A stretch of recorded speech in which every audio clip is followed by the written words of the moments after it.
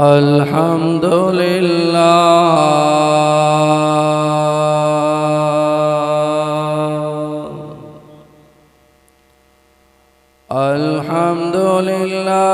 वकफ़ा वस्सलातु वस्सलामु अला मन ला नबिय्य बअदहु अम्मा बअदु फ़अऊज़ु बिल्लाहि मिनश शैतानिर रजीम। बिस्मिल्लाहिर रहमानिर रहीम। इन्ना हाज़ल क़ुरआन यहदी लिल्लती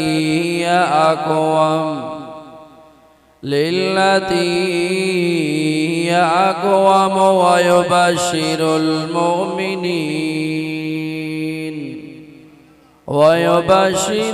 मुमिनीन अल्लज़ीना यअमलून अस्सालिहाति अन्न लहुम अज्रन कबीरा। फ़क़द क़ाल नबिय्यु सल्लल्लाहु अलैहि वसल्लम अल-फ़ातिहतु तमनअु ग़ज़बर रब्बी इन्नल्लाह व मलाइकतहु युसल्लूना अलन नबी या अय्युहल्लज़ीना आमनू सल्लु अलैहि वसल्लिमू तस्लीमा। दिल जे गाराइण सां सुणे दिल पर मिठड़े मोहम्मद रबी पाक सल्लल्लाहु अलैहि वसल्लम जे मथां दुरूद शरीफ़। अल्लाहुम्मा सल्लि अला मुहम्मद व अला आलि मुहम्मद कमा सल्लैता अला इब्राहीम व अला आलि इब्राहीम इन्नका हमीदुम मजीद। अल्लाहुम्मा बारिक अला मुहम्मद व अला आलि मुहम्मद कमा बारकता अला इब्राहीम व अला आलि इब्राहीम इन्नका हमीदुम मजीद। इस्लाम क्यों न हो मुमताज दुनिया भर के दीनों में, वहाँ मज़हब किताबों में, यहाँ कुरान सीनों में। बदलेगा ज़माना लाख मगर कुरान न बदला जाएगा। है कौले मोहम्मद कौले खुदा फरमान न बदला जाएगा। न की मुझो नाउ न की मुजीज़ात सब सुवन तो के तुझी ज़ात पात। शडे विदई सबको जडे विदई साह नरंदई संगत नरंदई चाव हुआ पोख का जा कम चई क़यामत में। काबिल सदर वाजिब एहतराम मुझा प्यारा भाईरो मुसलमान हो। मो अल्लाह करीम जे पाक कलामुल्लाह मां 15 सी पारे मां सूरह बनी इसराइल जी आखिरी आयतुन मां हिकड़ी आयत तिलावत कई आहे। परवरदिगार आलम नाचीज़ बंदे के हको चवण जी हको समझाइण जी इन सां गॾोगॾु तो असां सभिनी खे अमल करण जी तौफ़ीक़ अता फरमाए। अशरफुल मखलूक़ात रब करीम इंसान ज़ात के बनायो, उन्हनि मां अल्लाह से वरी कलमे वारन के इज्जत वारो बनायो, उन्हनि मां अल्लाह से वरी नबियन रसूलन पैगंबरन के इज्जत वारो बनायो। उन्हनि का बाद में अल्लाह से कायनात में क़यामत ताईं वरी इज्जत जो शान मकाम कुरान वारन के अता कयो।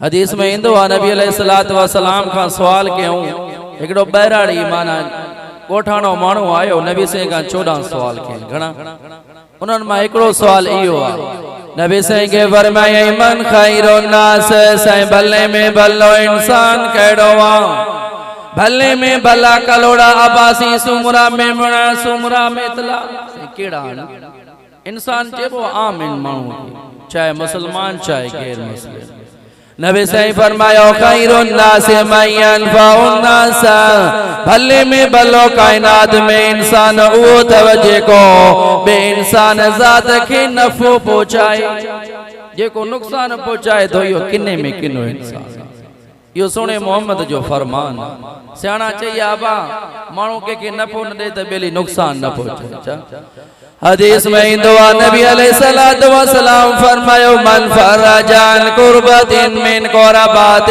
दुनिया फरज अल्लाहु अन्हु कुर्बतन मिन कुरबात यौमिल क़ियामा जेको दुनिया में के मिस्कीन गरीब मजलूम गरीब जी हमदर्दी कंदो न जे दुख में शराकत कंदो शरीक थी करे उन जो बाबेली बनबो अल्लाह के मजीदिय में न के जिल्लतुन रसवाइन का बचाई जेको खिलाईंदड़न के रोवारी दो रब ते के दरपदर कंदो जेको मिस्कीनन ने गरीबन जी संभाल लांदो रब ते के अर्श जे साए में बियारे नाश्ता वाणे माण्हुनि जी मर्ज़ी आ न पापो चायो या ईज़ायो या सतायो हदीस में इंदुआ नबी अलैहिस्सलातु वस्सलाम फरमायो सही भला मुसलमानन मा भले में भला इंसान केड़ा थव खैरुकुम मन तअल्लमल कुरान व अल्लमा तामा भले में भला इंसान मुसलमान उहे तो जेके कुरान सिखंदा कुरान सेखारंदा चो सुभान अल्लाह अंग्रेज चे तो मस्जिदूं न हुजन अंग्रेज चे तो मदरसा न हुजन मस्जिद जो बुनियाद अल्लाह रख रायो अबे इब्राहिम अलैहिस्सलाम का मदरसे जो बुनियाद अल्लाह रख रायो सोने मोहम्मद रबी पाक का मदीने पाक में ओडे भी नबी आ रख राइंदड़ भी अल्लाह अच्छा अज अंग्रेज चे तो मदरसा सही ना है ये बंद क्यों मस्जिदूं बंद क्यों चोॾींहं क़यामत इंशाअल्लाह होना दिया क़यामत कुरान भी होंदो कुरान वारा अल्लाह पंहिंजे ज़ात में शान में मकाम में आला ऐं अरफा बुलंदा खुदा जो कुरान भी सभिनी का शान मकाम में भाला ऐं बुलंदा उहा जी जगह ते कुरान पढ़बो उहा जगह भी दुनिया जे जगह जी इज्जत में अजमत में सभिनी का उन जो शान मथे आ जेके मिस्कीन गरीब कुरान के पढ़ंदा दर दर ते कुरान ॿुधाईंदा अल्लाह वटि इन्हनि जी भी वरी इज्जत ऐं शान आ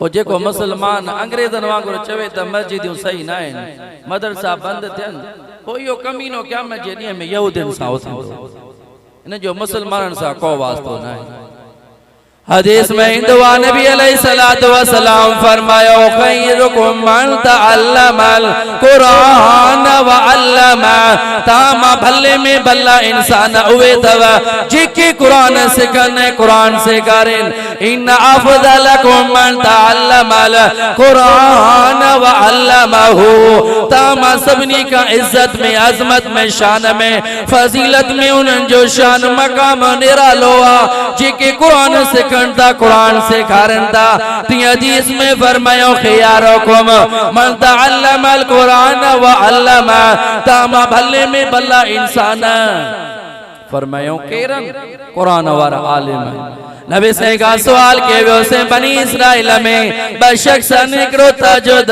वडू नफली इबादत करने वालो एकरो हक जो अलम बरदार आलिम सगोरो वा नफल भी गना न थो पड़े सिर्फ खास पढ़ी करे वरी दीन तो से करे नबी से फरमायो इन फضل हाजल आलिम अलल आबिद का फضली अला अदनाकुम इन आलिम जो शान ये थवजी दुनिया में मां मोहम्मद जो तामा घट में घट अदना में अदना साहबी जे मथा इन फضल हादल आलिम का फضलिल कमर लैलतल बद्र अला साइरिल कवाकिब। कुरान वारन जो शान ये तवा जी चोनिया जे चंद जो शान दुनिया जे सितारन ते। नबी से फरमायो मन हब्बा यंजुर इला उताका इल्ला मिनन नार फलयंजुर इलल मुतअल्लिमीना। जेके चाहन ता जन्नतिन जो दीदार क्यों कुरान वारन जो दीदार क्यों ये जन्नती तवा।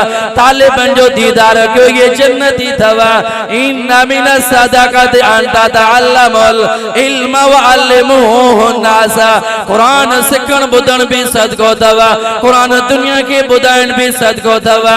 तंजे करे नबी से फरमायो इन्नल आलिमा वल मुतअल्लिम इदा मर अला करियतिन फ इन्नल्लाह यरफउल अज़ाबा अन मक़बरत तिलकल करियत 40 यौमा। हिकड़ो तालिब इल्म कुरान वारो जेकने मुसलमानन जे कब्रिस्तान जे बन्ने ता गुज़र कंदो वा अल्लाह कब्रिस्तान वारन ता 40 ॾींहं अज़ाब उठारे छॾी। पो अबा पंहिंजे बच्चन के आलिम मां त मशवरो ॾींदो मां सभिनी के आलिम कयो हिकड़े के भी कुड़मी न कयो न को काठोड़ कयो न को रखण कयो। पर जेकने माल जी मोहब्बत घणी तो त को हिकड़ो कयो हिकड़ो कयो पोता तजुर्बो कजो पंजे 50-60 साल में छा दिसो त बाबा पो कुरान वारो पंजे अबे जी घणी खिदमत करे तो या दुनियादार पंजे वक्त जो इंजीनियर हो मां बीमार थी बियस डॉक्टरन चस बस अज वने शाम वने पंजे मां के फोन ते बचे अमा तो के मां किरायो दियां तो जाद जो पाण हेडे खणाया मां वांदो ना आया छा। अब लानत तो जे ना एड़े पैसे ते जेका इंसान के मां भी न सुञाणे। हां जेको मां चवेस त मां वञण वारी आ ए पुटु न के चे त तू जाद में हेडे खणाया पर मां वांदो ना आया। यो कम केड़े कम हा वा तमो अर्ज कयो इंसान जात मां भले में भलो इंसान वो जेको बे के नफो पहुंचाए।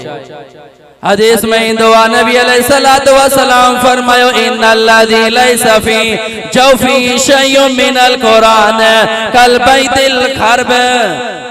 अब आज किने को वडे रोके के कमरो ठहराए दे तो मानो सजी जिंदगी बाहु बंद साहब तुंजा थोरा न लाए सके। जेकने को साहब टूटी वठी दे सजी जिंदगी बाहु बदेस। जेकने को मिसाल तोरावा दुनिया जे अंदर के मोटरसाइकिल वठी दे पर जेको ता जे बच्चन जे सीने में कुरान जा 30 सिपारा याद कराए।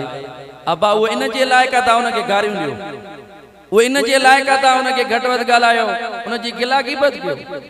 इन कुरान जे उस्ताद जी इज्जत एडी वडी तवा। नबी से फरमायो जने कुरान वारो दुनिया मा वफात कंदो आ बका अलैहि तैरु समाए व दवाबुल अर्ज व हितानल बहर। कुरान जो पढ़ाईंदड़ उस्ताद आलिम सगोरो जने दुनिया मा वफात कंदो आ आसमान जा पखी भी तेजे ला दुआ कंदान रोई करे। समंदर जो मछियूं भी ते के दुआ कंदियूं शेन टंगन ते घुमंदड़ जानवर भी तेजे ला रोंदा तव। नबी से फरमायो मन आहानल इल्म फकद आहान नबिया। जे कुरान जी बेअदबी कई उन नबी जी बेअदबी कई। व मन आहान नबिया फकद आहान जिब्रील। जे नबियन जी बेअदबी गुस्ताखी कई उन अल्लाह जे कासिद जिब्रील अमीन जी तौहीन कईया। मन आहान जिब्रील आहान अल्लाह। जे जिब्रील जी बेअदबी कईया उन अल्लाह जे जात जी बेअदबी कईया। जे रब जे जात जी बेअदबी कईया रब ते के दुनिया आखिरत में जलील ख्वार कंदो। अबा जेके पाण के शक्ल मा नथा अचन सजी जिंदगी 50 साल जे उम्र में जनाज़े नमाज नथी अचे अतया दुआ कोनो त वो चे तो त ये मौलवी सही न असा ता के ये नथा चो त मौलवी नबियन वागर पाक थवा मासूम थवा। मुंह में भी कमी होन मुंह में भी कोताहियूं पर लेकिन रब जा कुर्ब भी जरूर अल्लाह कुरान दिनो आ यो कुरान ता जे बच्चन के पढ़ायो था। नबी से फरमायो जे मुसलमान जे दिल में कुरान मा का हिकड़ी भी सूरत याद ना है या इंसान जी दिल बर्बाद थियल घर जे मिसला फिटल घर जे मिसला गिराबाद थियल घर जे मिसला। असा ता जे बच्चन के बाती बाती बोलिया मा कड़ी करे कुरान जा सूरतू कुरान पा याद करायो।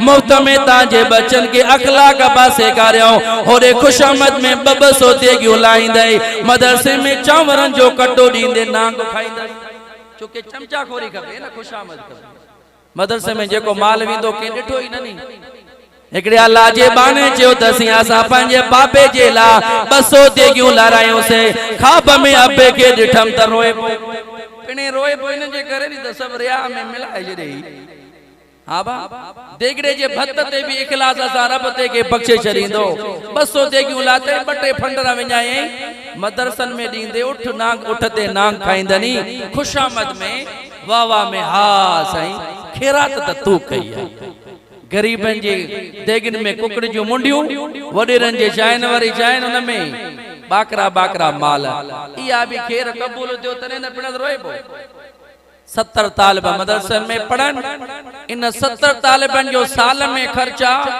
तकरीबन 15 लाख रुपया पोबा भील दींदा बागड़ी दींदा माड़ेचा दींदा यहूदी तो चवंदा मदरसा बंद थियन त बेली अल्लाह जे वास्ते मस्जिदन जी खिदमत कयो मदरसन जी खिदमत कयो अल्लाह ता जे बच्चन के कुरान जो हाफिज आलिम कंदो किन जो माल कुत्ता खाइन किन जो माल कुरान वारा खाइन हाने मके बुधावा एकड़ो मजूर मोसा मिलियो चेसा एकड़े वडेरे वडे बीठल आदे वडेरे के वडो मनो ठयो पियो बाकायदा सा पखा बका लगा पिया रोजानो असा शहर मा गोश्त वटी उन वडेरे जे कुत्तन के दींदा केंजो माल कुत्ता खाइन केंजो माल कुरान वारा खाइन हाने मोके बुधायो त अबा फर्क आहे या नहीं हदीस में इंदवा नबी अलैहिस्सलातु वस्सलाम फरमायो ला याकुल तामका इल्ला तकियन ताजी मानी नेको कार खाइंदो नमाज पढ़ंदो कुरान पढ़ंदो हदीस पढ़ंदो ता खटते पंजे पलंग ते सुता पिया हुंदो अल्लाह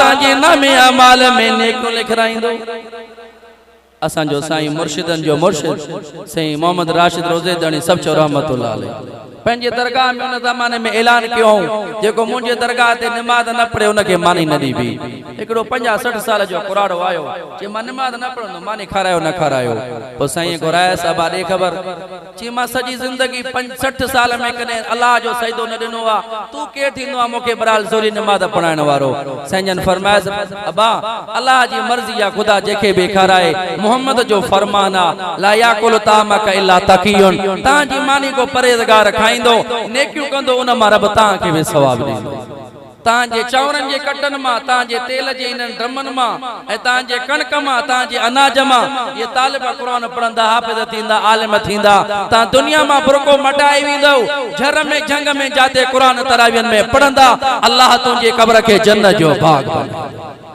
हदीस में इंदवा नबी अलैहिस्सलातु वस्सलाम फरमायो अल्लाह से क़यामत जे ॾींहं में ऐलान कंदो आइनल उलमा आलिम सगोरा कारे विया आइनल आइमा मस्जिदन में नमाज पढ़ाईंदड़ पेशमा मज़रात कारे विया आइनल मुअज्जिनून आज़ान ॾींदड़ कारे विया आइनल मुतहबून फी जलाली कुरान वारन जी खिदमत कंदड़ कुरान वारन सां मोहब्बत कंदड़ इंसान कारे विया आलिमन के भी रब सदड़ा कंदो हाफिजन के भी पेशमामन के भी पर जेके इनन जा मिस्त्री मजूर ड्रखण बेचारा दर्जी इनन जी खिदमत कंदा रब इनन के भी सद कंदो छाजे करे लाहुम्मा नाबिरु मिन नूरिन यागबिदुहुमुन्ना बियून वशुदाओ अल्लाह से उनन जी ला नूर जा मेंबर सजाए करे रखिया न खुदा जो हिसाब माफ तन अब तां जी मर्जी हज़रत अहमदुल्लाह अलैहि रहमतुल्लाह अलैहि जे मलफूजात में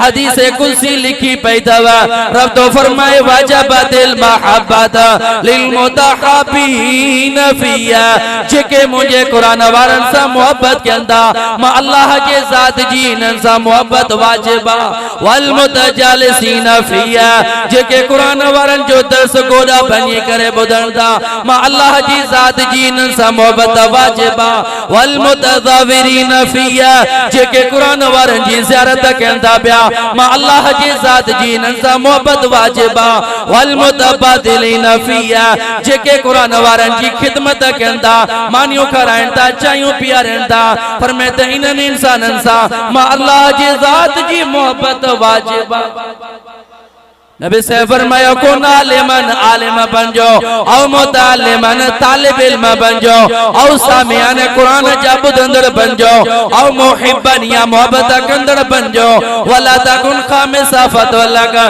पंजी नंबर जा बेईमान बेअदब गुस्ताख नतीजो दुनिया भी पंजी बर्बाद करे वजंदो क़यामत कब्र भी कारी थींदो।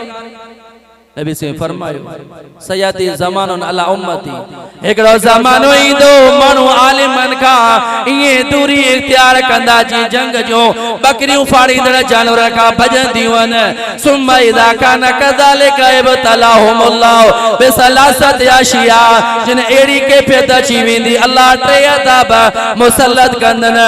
पहिरें नंबर में यरफ़उ बरकत मवालिम अल्लाह माल मां बरकत खणी छॾींदनि कमाए कमाए शिता थींदा पूरी न थींदनि।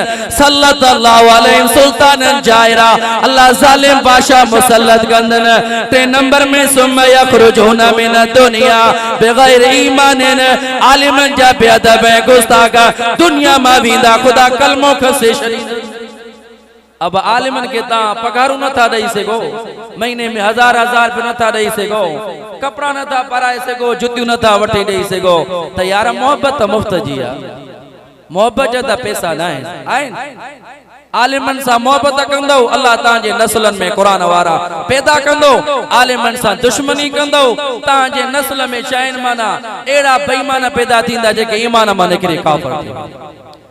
तंजे करे कुरान तो फरमाए इन हादल कुरान इन माना बेशक हादा माना ही अल कुरान माना कुरान बेशक ही कुरान यहदी लिल्लती अक़वम यहदी माना रस्तो तो देखारे अरबी में हिदायत जो माना उथवा हिकड़ी लुगवी माना भी इस्तिलाही माना हिदायत जी लुगवी माना व इरादो तरीक के रस्तो देखारण अदा मुस्लिम सिविल अस्पताल का थे राणा ऐसे तो हलियो वने रस्तो दिशाए बहरहाल फलानी जगह ते सिविल अस्पताल बियो आहे ईसा अलैहिल मतलूब हथ का वठी करे के सिविल अस्पताल ते पहुंचा जन्नत जो रस्तो बुधाईंदड़ भी कुरान वा हथ का वठी करे जन्नत ताईं पहुंचाईंदड़ भी कुरान छा वो इंसान जी मर्जी आ।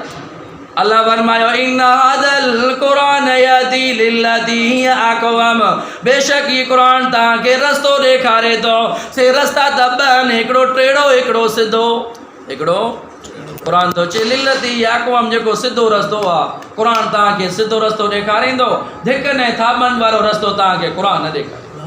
वयबशिरुल मोमिनीन अल्लज़ीना यअमलूना अस्सालिहाति अन्ना लहुम अजरन कबीरा। ए कुरान ताके मुबारक दींदो कुरान ताके शाबाश दींदो कुरान ताके शाइन मुबारक दो दे त जेके अमल सालिह कंदा बेशक उन्हनि जे लाइ वॾी मज़दूरी आहे शाइन वॾी। अबा कुरान शाइन पढ़ो थोड़ो सवाब घणो मिले हिक हिक अखर जे करे ॾाढा नेकियूं पर में अलिफ लाम मीम लैस हर्फ़ुन इहो सॼो हिक हर्फ़ न आहे अलिफ हर्फ़ुन लाम हर्फ़ुन मीम हर्फ़ुन हिक हिक अखर जे करे फरमाए ॾाढा नेकियूं अलिफ लाम मीम जे करे 30 गुना माफ़ 30 दर्जा क्या बात फ़ाइदो है या नुक़सान। हदीस में इंदो नबी अलैहिस्सलातु वस्सलाम फरमायो अल फातिहा तो तमना गज़ब रब अल्लाह के मता नाराज आ गुस्से में आ गज़ब कारा खुदा जो जिने मता एक बेरो सूरतुल फातिहा अलहम्दु शरीफ पढ़े अल्लाह गज़ब कमर अल्लाह से टारे शरे रब से ऐलान क्यों ने मता अज़ाब करणो आहे ने मता कार नादल थियणो आहे एक बेरो सूरतुल फातिहा ता पढ़ो अल्लाह पंहिंजे ज़ात जो गुस्सो ऐं गज़ब ऐं कर ठारे छॾींदो। अब आप सूरत यासीन पढ़ना केॾो सवाब।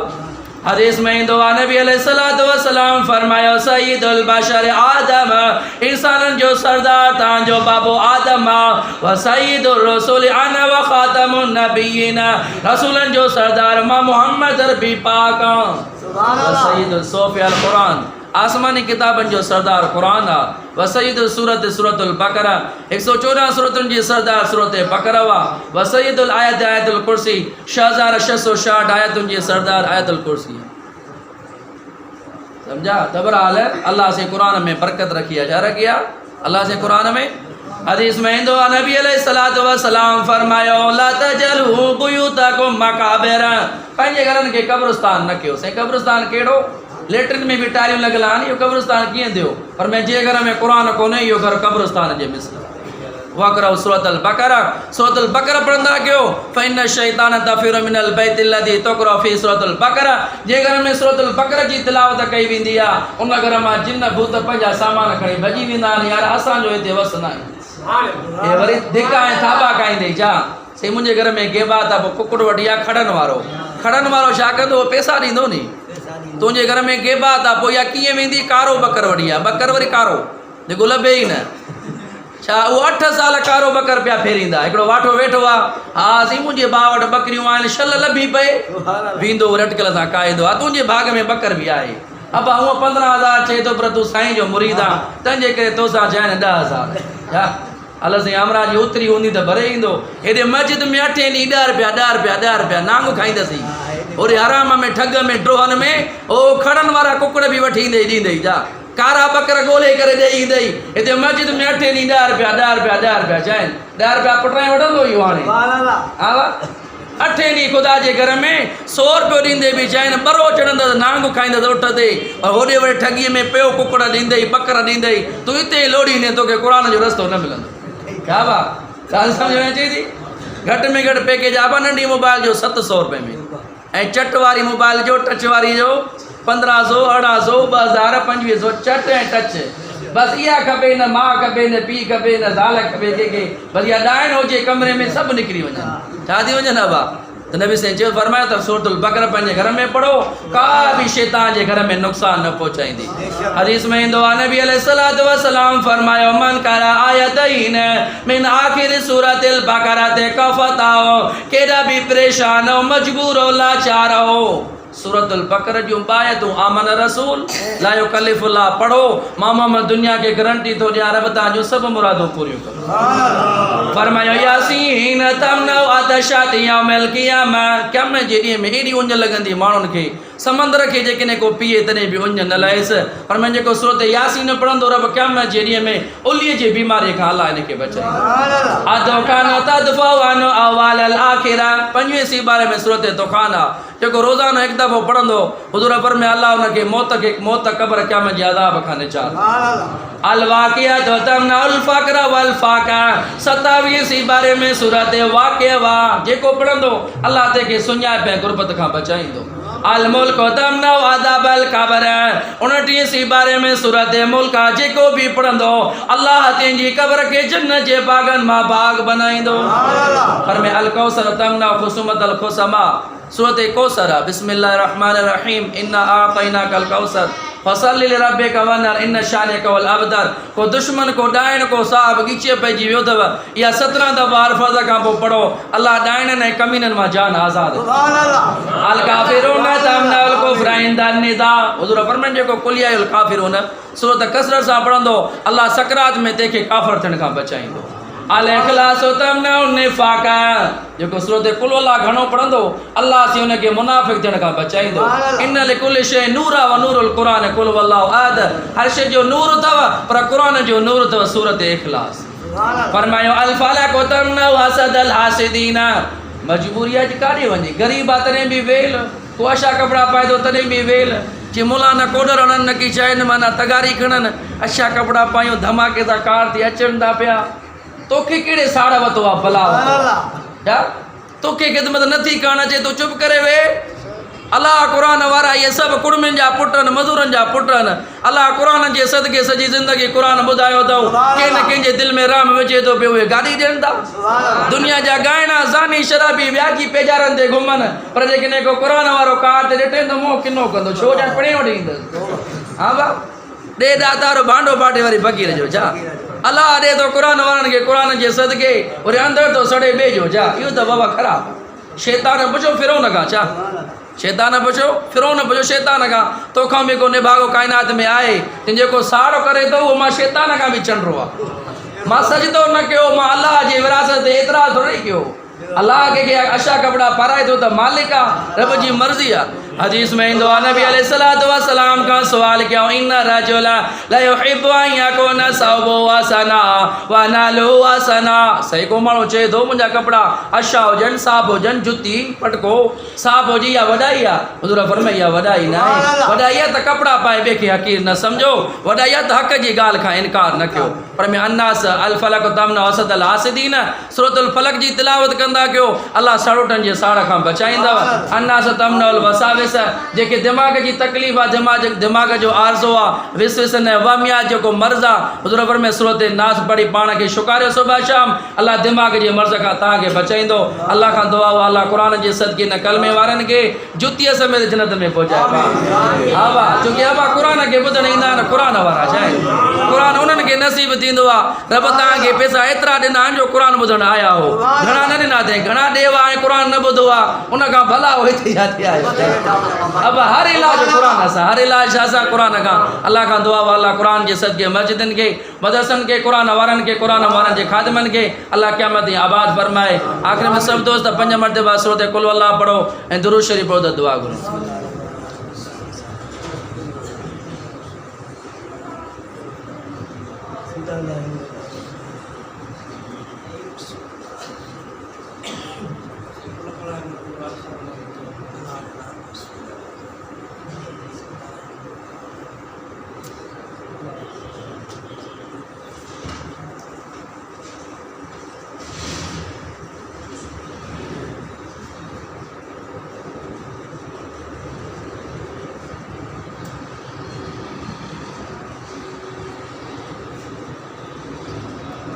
बिस्मिल्लाहिर्रहमानिर्रहीम कुल हुवल्लाहु अहद अल्लाहु समद लम यलिद व लम यूलद व लम यकुल लहु कुफुवन अहद। बिस्मिल्लाहिर्रहमानिर्रहीम कुल हुवल्लाहु अहद अल्लाहु समद लम यलिद व लम यूलद व लम यकुल लहु कुफुवन अहद। बिस्मिल्लाहिर्रहमानिर्रहीम कुल हुवल्लाहु अहद अल्लाहु समद लम यलिद व लम यूलद व लम यकुल लहु कुफुवन अहद। अल्लाहुम्मा सल्लि अला सय्यिदिना मुहम्मदिन नबिय्यिल उम्मी व आलिहि व बारिक व सल्लिम अदद कुल्लि मालूमिन लक दाइमन अबदा। या अल्लाह असांजे कुलनि ऐं दूदनि जो सवाब, ख़तमनि ऐं तिलावत कयल सीबरनि जो सवाब ऐं सलाम दर्जात जी बुलंदी जे लाइ मिठे मोहम्मद रबी पाक सल्लल्लाहु अलैहि वसल्लम जी रूह मुबारक ताईं, तमामु नबियुनि सगुरनि जी रूह मुबारकनि ताईं, तमामु नबी जे बचड़नि, आल बैतनि, साहबनि, शागिर्दनि, मुरीदनि, ताबईन, तबा ताबईन, शेख अब्दुल कादिर जीलानी, महबूब सुबानी, तमामु औलिया अल्लाह जी रूह मुबारक ताईं सवाब ऐं सलाम पहुचाइण फरमा। असांजो उस्ताद साहब गुलाम शबीर साहब या अल्लाह दुनिया में वफ़ात करे विया, ए मस्जिद जी अल्लाह क़ुरान जा इदारा नूर वारा जन्नत जा बाग पोखे विया। मुंहिंजा अल्लाह सोने क़ुरान जे सदके साईं जी क़ब्र के जन्नत जे बागनि मां बाग बनाइण फरमा। जेके भी दुनिया में मरोमिन मुसलमाननि जा रिश्तेदार वफ़ात करे या असांजा मुसलमान इन्हनि जा माइट जेके भी वफ़ात करे या क़ुरान जे सदके उन्हनि जी बख़्श फरमा। या अल्लाह छोटकारो फरमा, क़ब्र जन्नत जे बागनि मां बाग बनाइण फरमा। सोने क़ुरान जे बरकत सां असांजी ज़िंदगी जा सगीरा कबीरा गुनाह माफ़ फरमा। असां गुनाहगार ऐबदार खताकार ज़रूर आहियूं, पर तुंहिंजी रहमत खां नाउमीद न आहियूं।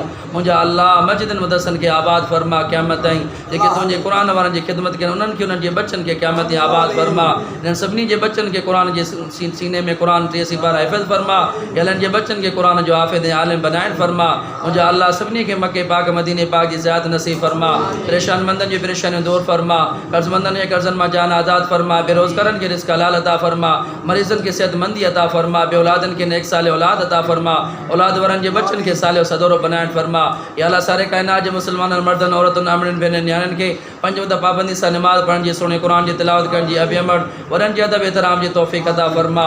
या अल्लाह हमेशा पंहिंजे फज़ल करम जे साए में राइण फरमा। दुनिया में रही ईमान इस्लाम कल में ग़ैरत सां राइण फरमा। दुनिया में घुराई इस्लाम ईमान एहसान कामिल सां दुनिया में ख़ात्म बिल ख़ैर फरमा।